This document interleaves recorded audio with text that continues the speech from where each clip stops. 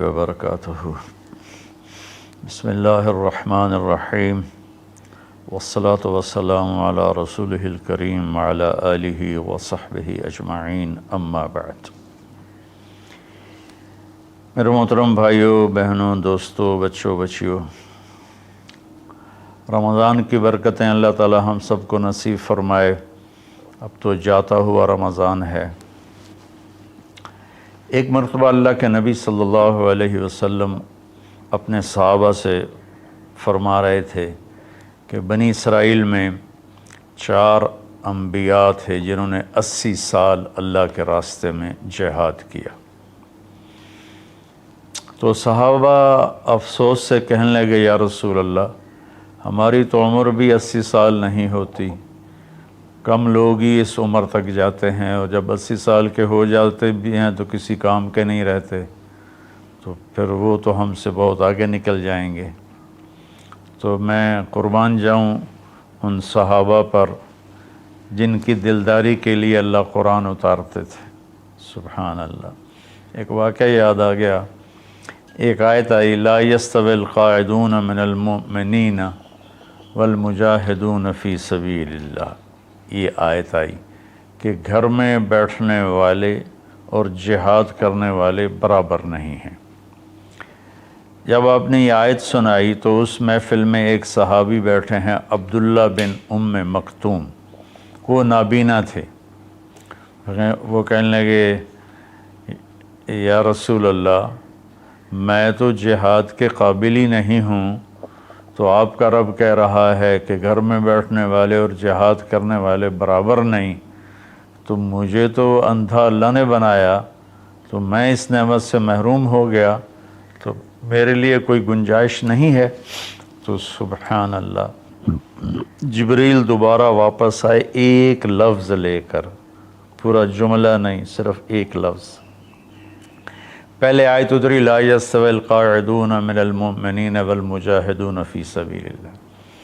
تو ابھی عبداللہ بن ام مکتوم کی فریاد ختم ہوئی کہ جبریل اتر آیا کہ یا رسول اللہ، اللہ فرما رہے ہیں، اب اس آیت کو یوں پڑھا جائے، لا یستوی القاعدون من المؤمنین غیر اولی الضرر والمجاہدون فی سبیل اللہ، کہ جو لوگ گھر میں بیٹھے ہوئے ہیں اور ان کو کوئی عذر نہیں ہے اور وہ اللہ کے راستے میں جہاد نہیں کرتے، تو وہ اور اللہ کے راستے میں جہاد کرنے والے برابر نہیں۔ ہاں، جن کو عذر ہے اور وہ اس عذر کی وجہ سے نہیں جا سکتے، تو ان کے لیے اتنا ہی اجر ہے جتنا اللہ کے راستے میں جہاد کرنے والوں کا اجر ہے۔ یہ ایک ایسی جماعت اللہ نے دنیا میں بھیجی، 1,24,000 صحابہ تو حج میں تھے، صحابہ کی تعداد اس سے زیادہ ہے، وہ 1,24,000 حج کی حاضری تھی۔ تو اللہ تعالیٰ نے ان کی طفیل پوری امت پہ کرم کیا۔ جب وہ غمگین ہوئے کہ ہم تو 80 سال جیتے بھی نہیں، تو ہم ان کے برابر کیسے ہوں گے، تو جبریل آ گئے، یا رسول اللہ، اپنی امت کو ایک خوشخبری دیجیے، انا انزلناہ فی لیلۃ القدر وما ادراک ما لیلۃ القدر لیلۃ القدر خیر من 1000 شہر تنزل الملائکۃ والروح فیہا باذن ربہم من کل امر سلام ہی حتی مطلع الفجر۔ سبحان اللہ۔ اللہ تعالیٰ نے فرمایا کہ ہم نے قرآن کو لیلۃ القدر میں اتارا۔ آپ پر جو وحی آئی، جس وقت آپ کی عمر 40 سال اور 6 مہینے اور 10 دن تھی۔ یہ 40 سال 6 ماہ 10 دن ہیں چاند کے سسٹم کے لحاظ سے، محرم، صفر، ربیع الاول۔ انگریزی مہینوں کے لحاظ سے آپ کی عمر اس سے بھی کم تھی۔ تو جبریل آئے پیر کی رات غار حرا میں 21 رمضان کہ یا رسول اللہ، اللہ نے آپ کو نبی بنایا۔ پھر وہ روایت الگ ہے، خیر۔ تو اللہ تعالیٰ نے یہ آیت اتاری کہ ہم نے قرآن کو اتارا لیلۃ القدر میں۔ پھر اللہ کہتا ہے، فما ادراک ما لیلۃ القدر، تمہیں کوئی خبر بھی ہے کہ لیلۃ القدر کیا ہے؟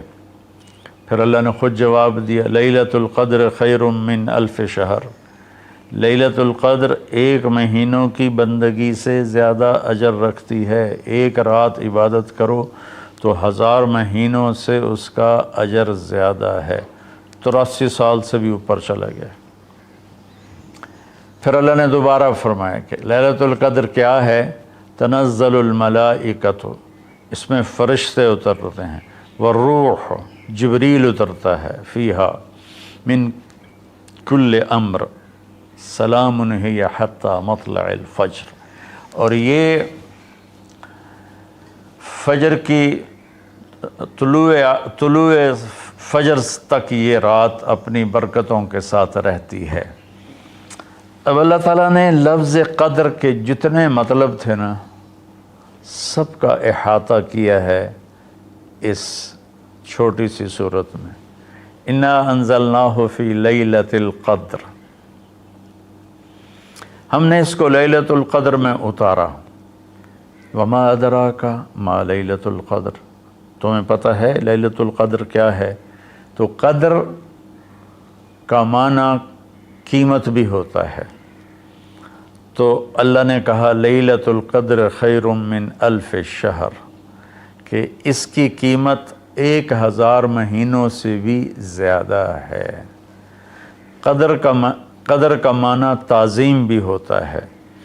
تو اللہ تعالیٰ نے اگلے میں یہ ارشاد فرمایا کہ یہ ایسی تعظیم والی رات ہے کہ جبریل بھی آتا ہے زمین پر اور فرشتے بھی آتے ہیں زمین پر۔ قدر کا ایک معنی تنگی بھی ہوتا ہے، فقدر علیہ رزقہ فیقول ربی اہانن، تو اللہ تعالیٰ اسی میں یہ فرما رہے ہیں کہ اس رات زمین پر اتنے فرشتے اترتے ہیں کہ زمین تنگ پڑ جاتی ہے، تنگ پڑ جاتی ہے۔ اور قدر کا معنی پیمائش بھی ہوتا ہے، تو اللہ تعالیٰ نے کہا سلام ہی حتی مطلع الفجر، اس رات کی لمبائی چوڑائی کیا ہے؟ سورج ڈوبنے سے اس کی رحمتیں شروع ہوتی ہیں اور فجر کے طلوع ہونے تک اس کی رحمتیں باقی رہتی ہیں۔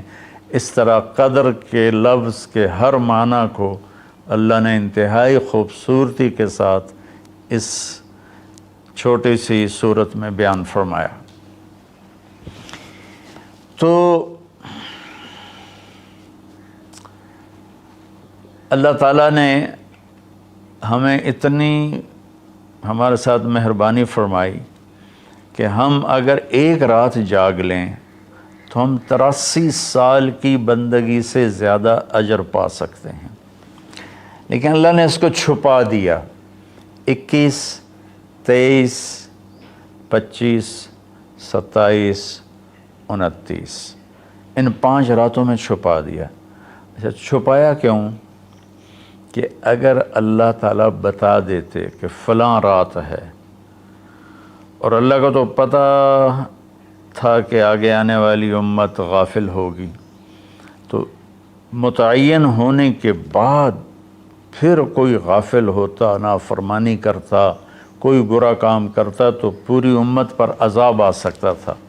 تو اللہ تعالیٰ نے اپنے فضل سے اسے چھپا دیا۔ ایک تو اس وجہ سے کہ معلوم ہونے کے بعد قدر نہ کریں تو پکڑ آئے گی، دوسرا اس طرح کہ ہمیں 5 راتیں جاگنے کا موقع مل جاتا ہے کہ شاید یہ رات ہو، شاید یہ رات ہو۔